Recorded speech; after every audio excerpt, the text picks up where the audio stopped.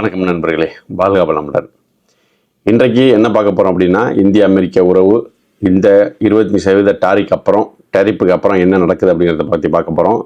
இன்றிலிருந்து ட்ரம்ப் கூறிய 25% டேரிஃப் அமலுக்கு வரப்போகுது. இதனால இந்தியாவுக்கு என்னென்ன பாதிப்பு, இந்தியாவின் ரிப்ளை என்ன, இந்திய அரசாங்கம் என்ன முடிவெடுத்திருக்காங்க, நாம் என்ன இந்த அமெரிக்காவுக்கு எதிராக பிரிக்ஸை பலப்படுத்துவோமா, டாலருக்கு எதிரான பிரிக்ஸ் கரன்சி உருவாகுமா, இது பற்றியான சுவாரஸ்யமான தகவல்களை நாம் பார்ப்போம். இந்த ட்ரம்பினுடைய 25% டேரிப்பு ப்ளஸ் பெனால்ட்டி அப்படிங்கிற இந்த ஒரு த்ரெட்டனிங் இந்த நெகோசியேஷன் டேக்டிக்கை அமெரிக்காவுக்கு சாதகமாக ஆக்குவதற்காக இந்தியாவை ஒரு அவசர நிலைக்கு ஒரு ஒரு ஒரு ஒரு அவசரத்தை ஏற்படுத்துறதுக்காக இந்த ட்ரம்பினுடைய ஒரு டாக்டிக் அப்படின்னு சொல்கிறாங்க. நிறைய இந்திய தலைவர்கள் என்ன சொல்கிறாங்கன்னா, இதை பார்த்து இந்தியா பயந்துடக்கூடாது, நாம் என்றைக்கும் நமக்கு என்ன தேவையோ, இந்திய மக்களுக்கு என்ன தேவையோ அதுக்கு பயனளிக்கக்கூடிய வகையில் தான் நம்மளுடைய ட்ரேட் டீலிங் இருக்கணும் அப்படின்னு சொல்லியிருக்காங்க. இந்திய அரசாங்கமும் அதே மென்டாலிட்டியில் தான் இருக்காங்க. எக்காரணத்து கொண்டும் ட்ரம்பினுடைய இந்த மாதிரியான வார்த்தைகளுக்கும் இந்த மாதிரியான மிரட்டல்களுக்கும் பயந்துடக்கூடாது அப்படின்னு சொல்லிட்டியான மிக நிதானமாக இதுக்கு ஒரு பெரிய அளவில் ஒரு ரியாக்ஷனை இந்தியா காமிக்கலை. அவங்க வெளிப்படுத்தவும் மாட்டாங்க. எந்த ஒரு பெரிய ரியாக்ஷனும் இந்தியா வெளிப்படுத்தாது. அமைதியாக டிப்ளமேட்டிக்கல் ரீதியான நடவடிக்கைகளை இந்தியா எடுத்துக்கிட்டு இருக்காங்க. இதுக்கு நமக்கு ஒரு மிகப்பெரிய ஒரு சாதகம் அப்படின்னு நீங்கள் பார்த்தீங்க அப்படின்னா, இது நாள் வரைக்கும் உலக அரசியலில் இந்தியாவினுடைய வரலாற்றில் ரஷ்யா எப்பயும் இந்தியா பக்கம் இருந்துக்கிட்டே இருந்தாங்க. இந்தியா ரஷ்யா பக்கம் ஒரு டைரெக்டாக நாம் இந்தியா ரஷ்யா கூட இருக்குது அப்படின்னு காமிக்கிறதுக்கு ஒரு பிளாட்ஃபார்ம் இல்லாமல் இருந்துச்சு. இந்த ஒரு சூழ்நிலையில் ரஷ்யா அதை ஃபீல் பண்ணுவாங்க. இந்தியா என்றைக்கும் நம்மளை விட்டு போக மாட்டாங்க அப்படிங்கிறது அது ஒரு சிறப்பு அப்படின்னு நம்ம சொல்லலாம். இந்தியா ரஷ்யாவினுடைய இந்த உறவு மேலும் பலப்பட்டுக்கிட்டு இருக்கு அதிபர் ட்ரம்ப்னால. ஓகே, பிரிக்ஸ் நாடுகளினுடைய இந்த ஒரு கொலாபரேஷன் ட்ரம்புக்கு அவருடைய தூக்கத்தை டிஸ்டர்ப் பண்ணிக்கிட்டே இருக்குது. என்ன ரீசன் அப்படின்னா, உண்மையிலேயே பிரிக்ஸ் கரன்சியை உருவாக்கி உலக நாடுகள், பிரிக்ஸ் கூட்டமைப்பில் இருக்க நாடுகள் அந்த பிரிக்ஸ் கரன்சியில் வியாபாரம் பண்ணினா அமெரிக்காவுடைய பொருளாதாரம் படு பாதாளத்தில் விழுந்துடும். அது நிதர்சனமான உண்மை. இந்த பிரிக்ஸ் நாடுகள் இதை ஒரு தைரியமாக இந்த முடிவை எடுத்து அதை எக்ஸிக்யூட் பண்ணணும் அப்படிங்கிறதுக்கு ஆனால் ஒரு தயக்கம் இந்தியாவுக்கும் சரி, சீனாவுக்கும் சரி, ரஷ்யா, பிரேசில் எல்லா நாடுகளுக்குமே ஒரு சின்ன ஒரு தயக்கம் இருக்குது. பிரிக்ஸ் கரன்சியை இந்த பிரிக்ஸ் நாடுகள் ஒரு டெக்டிக்காக அமெரிக்காவை மிரட்டுறதுக்கான வேலைகளுக்கு தான் பயன்படுத்திக்கிட்டு இருக்காங்க இதுவரைக்கும்.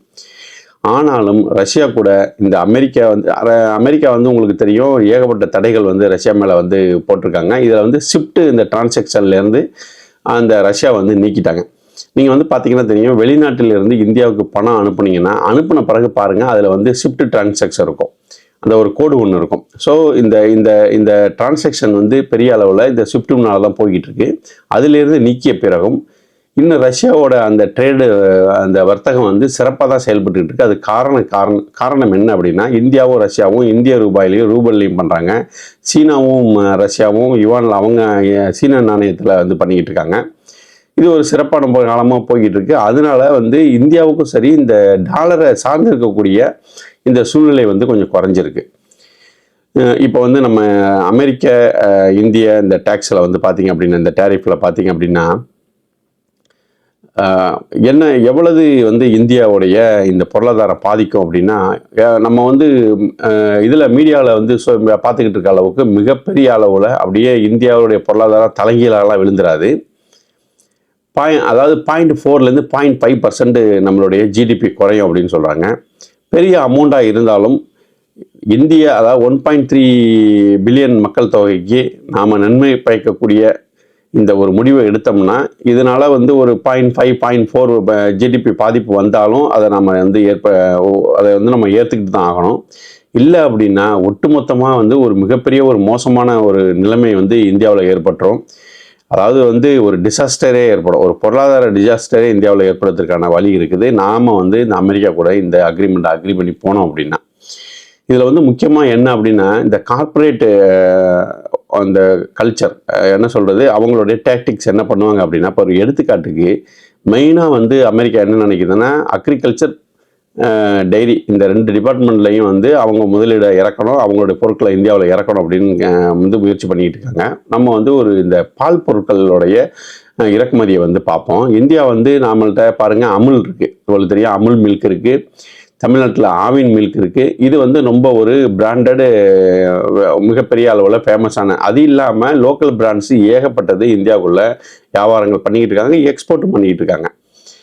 நமக்கு இந்திய மக்களுக்கு தேவையான பால் உற்பத்தி பண்ணி எக்ஸ்போர்ட் பண்ணுற அளவுக்கும் வந்து நம்ம வந்து அரசு பால் உற்பத்தி நிறுவனங்களும் சரி, தனியார் பால் உற்பத்தி நிறுவனங்களும் சரி சிறப்பாக செயல்பட்டுக்கிட்டு இருக்காங்க. இதில் வந்து அமெரிக்கா வந்து தன்னுடைய பாலை கொண்டாந்து இந்தியாவில் விற்கணும் அப்படின்னு நினைக்கிறாங்க. இப்போ இதில் வந்து என்ன ஒரு பாதிப்பு வரும் அப்படின்னா, என்ன செய்வாங்க அப்படின்னா, இந்திய பால் மார்க்கெட்டில் இந்தியாவின் பாலின் விலையை விட மிக குறைந்த அளவில் அதில் பாதி 50% விலைக்கு அமெரிக்கா பாலை கொண்டாந்து இந்தியாவில் விற்பாங்க. ஒரு 6 மாதம் 1 வருஷத்துக்கு மிகப்பெரிய அளவில் விலை குறைப்பு பண்ணி விற்று இந்திய மக்களை வந்து அந்த அமெரிக்க பாலை நம்பி வாழ்கிற அளவுக்கான ஒரு சூழ்நிலையை வந்து உருவாக்குவாங்க. அப்போ என்ன ஆகும், 2 மாதம் 3 மாதம் வந்து இப்போ இந்திய நிறுவனங்களுடைய பாலை வந்து மக்கள் வாங்கலைன்னா என்ன ஆகும் அப்படின்னா, அவங்க கொஞ்சம் கொஞ்சமாக இந்திய நிறுவனங்கள் தன்னுடைய நிறுவனங்களை ஊற்றி மூடிட்டு போகிற அளவுக்கான சூழ்நிலையை ஏற்படுத்துவாங்க. அதுக்கப்புறம் இந்திய மக்கள் வந்து யாரை மட்டுமே டிபெண்ட் பண்ணி இருக்கணும்னா அமெரிக்காவுடைய பாலை மட்டுமே டிபெண்ட் பண்ணி இருக்கணும். அப்படி ஒரு சுச்சுவேஷன் வர்றப்ப திருப்பி அந்த விலையை 2 மடங்காக ஏற்றுவாங்க. ஸோ நமக்கு வந்து ஒரு ஆல்டர்னேட் இல்லாமல் போயிடும். அப்போ வந்து இந்திய நிறுவனங்கள் திரும்பி பார்த்தீங்கன்னா இந்திய நிறுவனங்கள் பால் உற்பத்தியிலே இருக்காது. இது போன்ற சூழ்நிலைகள் தான் ஏற்படும். ஒரு சின்ன எடுத்துக்காட்டு, கொஞ்ச நாளைக்கு முன்னாடி நம்மளுடைய அரசு நிறுவனம் தான் ரிலையன்ஸ். இவங்க டேட்டா வந்து ரொம்ப சீப்பாக கொடுத்தாங்க. அவங்களுடைய மொபைல் பிளான் வந்து மந்த்லி பிளான் ரொம்ப சீப்பாக இருந்துச்சு. மக்கள் எல்லாமே வந்து வேறு நெட்வொர்க்லேருந்து மாறி அவங்களுடைய நெட்வொர்க் வந்தாங்க. அப்புறம் கொஞ்ச நாளைக்கு அப்புறம் எல்லாருமே வந்து அந்த நிறுவனத்துடைய நெட்வொர்க்கில் இருந்ததுக்கு அப்புறம் திடீர்னு பார்த்தீங்க அப்படின்னா விலையை அதிகப்படுத்துகிறாங்க. இது வந்து ஒரு இந்திய நிறுவனங்களுக்குள் நடந்த ஒரு ஒரு வர்த்தக டாக்டிக் இது. இதையே வந்து அமெரிக்காவுடைய கார்ப்பரேட் நிறுவனங்கள் இந்தியாவில் செய்வாங்க.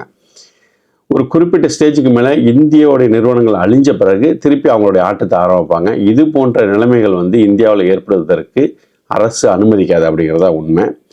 நம்ம ஏற்கனவே விவசாயத்துறையை பற்றி ரொம்ப எக்ஸ்பிளைன் பண்ணிட்டோம், அதனால் நம்ம திருப்பி அதுக்குள்ளே போக வேண்டாம். இப்போ வந்து இந்த ட்ரேடு டீல், இந்த ஒரு டேரிஃப் வந்து இது பர்மனண்டா அப்படின்னு பார்த்தீங்கன்னா பர்மனண்டாக இருக்கிறதுக்கான வாய்ப்புகள் ரொம்ப குறைவு. எப்பயுமே வந்து ட்ரம்ப் என்ன பண்ணுவார்னா ஒரு பெரிய கல்லை தூக்கி முன்னாடி வைப்பாப்பில். அது கொஞ்சம் நாள் ஆனவுடனே அந்த எதுக்கருக்கு ஆப்போசிட்டில் இருக்க டேபிளில் இருக்கவரை ஒரு அவசரப்படுத்தி ஓரளவுக்கு பாதிப்பு இல்லாமல் அக்செப்ட் பண்ணால் போதும் அப்படிங்கிற அளவுக்கு ஏதாவது ஒரு நெகோசியேஷனை வந்து அமெரிக்காவின் கை ஓங்குவதற்கான வேலைகளுக்காக தான் இது மாதிரியான ஒரு ஒரு அவசர அறிவிப்பு வருது. இதில் வந்து பார்த்திங்கன்னா வந்து பாகிஸ்தானுக்கு 19% தான் டேரிஃப் போட்டிருக்காரு, இந்தியாவுக்கு 25% போட்டிருக்காப்புல. இதிலிருந்து ட்ரம்பினுடைய பாகிஸ்தானுடைய பாசம் வந்து அவருக்கு பாகிஸ்தான் எவ்வளோ முக்கியம் இந்தியாவை விட அப்படிங்கிறது வந்து ட்ரம்ப் ஒரு முடிவு எடுத்திருக்காரு அப்படிங்கிறது தான் தெரியுது. அமெரிக்காவை நம்பினவன் நாசமாக போவான அப்படிங்கிறதுக்கு நம்ம ஏற்கனவே சொல்லியிருக்கோம். அதே மாதிரி பாகிஸ்தானை நம்பினவங்களும் நாசமாக தான் போவாங்க. என்ன ரீசன் அப்படின்னா பாருங்கள், சைனா வந்து பாகிஸ்தானில் பல பில்லியன் முதலீடுகளை வந்து பண்ணி இந்த பெல்ட் அண்ட் ரோடு இனிஷியேட்டிவ் பண்ணாங்க. பலுச்சிஸ்தானில் புதிய ஏர்போர்ட் கட்டினாங்க, ஏகப்பட்ட பாலம், ஏகப்பட்ட ஹைவே, மிகப்பெரிய போர்ட். இவ்வளோ முதலீடுகள் பண்ணின பிறகு இத்தனை வருஷமாக அமெரிக்கா கண்டுக்காமல் இருந்தப்ப சைனா வந்து பாகிஸ்தானுக்கு இவ்வளோ உதவிகள் பண்ணி போரில் ஆயுதங்களை கொடுத்து இந்த அளவுக்கு உதவியை பண்ணப்ப சைனா வந்து தூக்கி போட்டுட்டு போயிட்டு இப்போ வந்து அமெரிக்கா கூட இவ்வளோ ஒரு நெருக்கத்தை காமிச்சிக்கிட்டு இருக்காங்க. இதுதான் வந்து பாகிஸ்தானுடைய டாக்டிக். ஸோ இந்த 2 நாசமாக போகிற நாடுகளும் இப்போ ஒன்று சேர்ந்துருக்காங்க.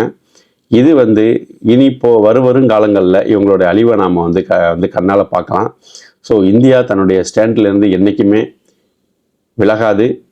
இந்தியாவை வந்து மண்டியிட வைக்கும் மேற்குலக நாடுகளும் அமெரிக்காவுடைய கனவு பலிக்காது. மீண்டும் ஒரு நல்ல வீடியோ நாளை சந்திப்போம். நன்றி, வணக்கம்.